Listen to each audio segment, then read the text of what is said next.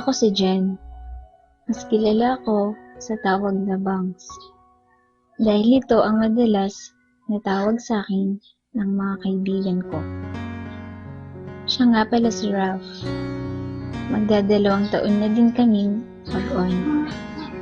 Nakilala ko siya nang magkasabay kaming mag-defense ng thesis.